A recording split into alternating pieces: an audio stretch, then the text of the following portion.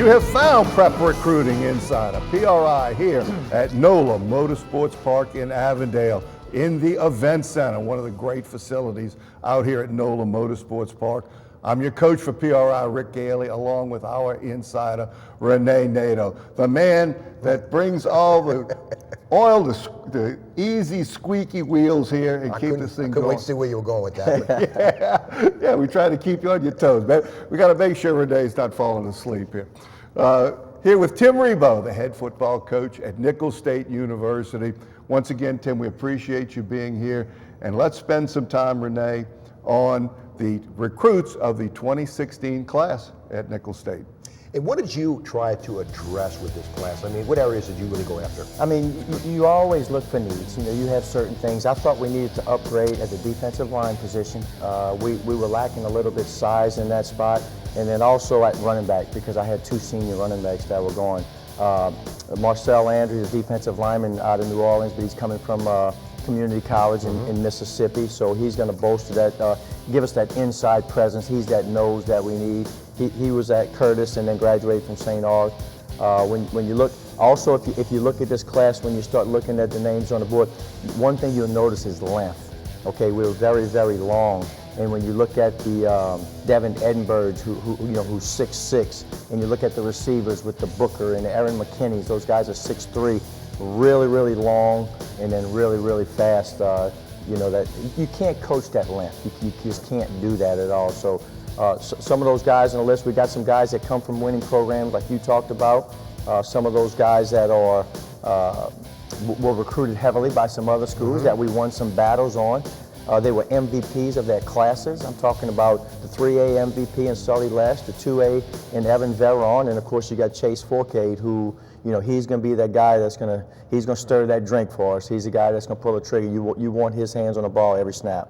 That's right, and very often in your level, people turn out at the end of their career and they'll go, how in the world did he wind up at Nicholls State or Northwestern or McNeese?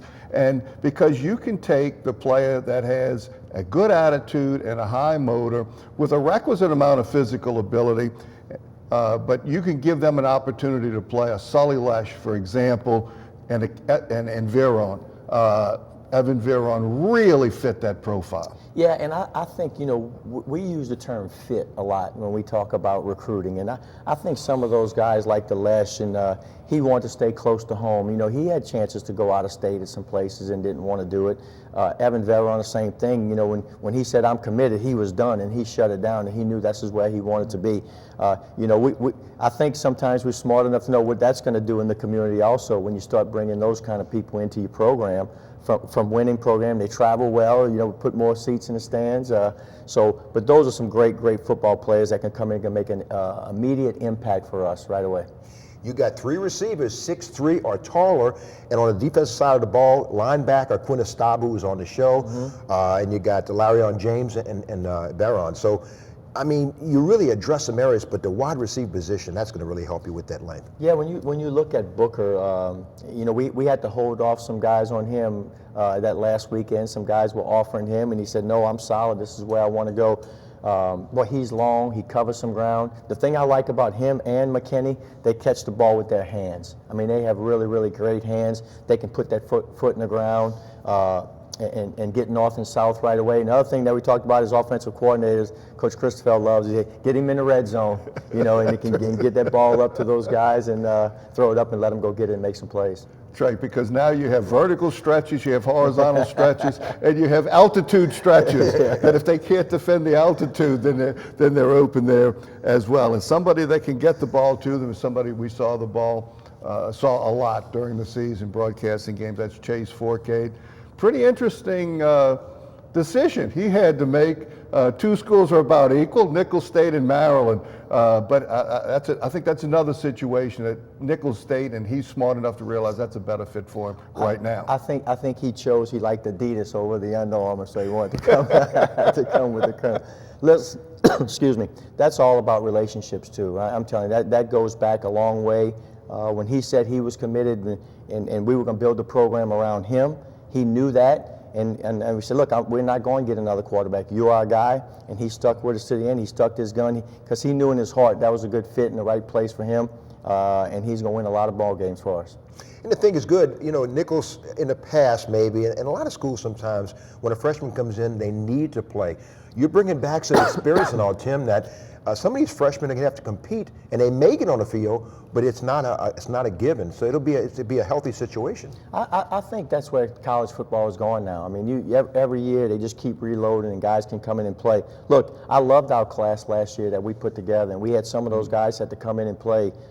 Freshman offensive lineman, freshman defensive lineman, Damien Jean-Pierre from Rummel, who came in and ended up starting for us. So those guys play, but every year you got to compete. You know, that's what it's all about, and you always want to get better. That's how you get your team better. You do a little bit every year, and this class is going to be a really special one. And some of those guys that were in the class, they wanted to stick together. They started talking about, hey, let's make this a special class. We don't have to go anywhere. That's what I was so proud of these guys. And he said, hey, a couple of them were saying, this is going to be the best class ever in the history of Nichols. And hey, only time will tell with that, but on paper it looks pretty good. And at the FCS level, the role of transfers becomes very important. I was very familiar with the University of Delaware. Correct. And that's what they depended on, was a certain number. That you've got to be able to balance that out between high school kids that may need some time and develop, but with people who can play right now, who have good attitudes, once again, a good work ethic. You have 3 coming in at midterm. Why don't you talk about that? Yeah, one of them was Brandon Godfrey. I had recruited Brandon out of John Curtis a couple years ago, and he was coming from Tulane, and he wanted to make the switch. He just wanted a fresh start. So he has a little bit of experience, so he's been there a couple years, so he'll be able to come in and compete for one of the offensive line jobs. Eddie Houston's another one out of East Central Mississippi Community College. Offensive line, big, just hard work. It gives us a little bit of now you can start working towards a little bit of depth in what you need at that position. And the last one is Tevin Lawson, coming from TCU. He was out of Denham Springs. He was a top recruit a couple years ago, 3 years ago, had committed to LSU. We had recruited him when I was in Lafayette. He'd gone to TCU. He was ready to come back home. Had that relationship with him and his mother, and he just wanted to be close to home and for a chance to play a little bit more, so we gave him that opportunity. The rules now are crazy with, switching down from the FBS to the FCS. It used to be if you transfer parallel up, you had to sit. If you transferred down, you were eligible right away. They've changed that rule too. You have to have more than 1 year of eligibility left. So when a guy has 1 year, that's why you see him graduating, and they have 1 year, then they can go wherever they want to go. So you have to have 2 years in order to transfer down nowadays. So, the recruiting is funny because we have to be smart, and we have to say, hey, I might go recruit this guy. I'm not going to go recruit, Renee, as you say, these 4 or 5 star guys, but you also want to build a little bit of relationship with them, because you never know when they're ready to come back home or they want to come down and play, and you got to be there for them. Last minute or so, Tim, what are realistic expectations? You kind of raised the bar a little bit coming into the 2016 season. What can Colonel fans expect? Well, we never, coach, like to put a number, right? You can't go and say, hey, we're going to win this many games. Right. We were 3-8 last year, and we make no bones about it, but I would say, as Drew Brees says, we were a good 3-8. We were trending up with that. 3-8 is not where we want to be, and we know where we got to get to, but there's no reason that we can't compete in this league. And I thought with some of the top level teams this year, we competed with them and had a chance to play. So I think in the near future, we're going to be right there ready to compete for that championship. And that says a lot when you look at the caliber of football in your conference, and especially the FCS schools in Louisiana. Yeah, when you look at McNeese and you look at even Sam Houston, who's right there in Texas, would they go and play for the national championship? Fantastic football with Stephen F. Austin, Northwestern. Central Arkansas was a top in the league. Southeastern, what they've done the last couple of years. So, that's what I was most proud of, is how our guys finished. From a year ago, what Southeastern did to us to this year was a big step forward. That's Tim Rebowe, head football coach at Nichols State Colonels, one of my great friends in the coaching profession. That's what's good about this job, Tim. We get to sit down with a bunch of guys that I've known a long time. Really terrific football coach, exactly what Nichols State needed right now to get that program up and running. Thanks for being with us, Tim. We appreciate it so much. We're going to be back after a brief timeout with more Prep Recruiting Insider. This is PRI here at NOLA Motorsports Park in Avondale. We'll be back.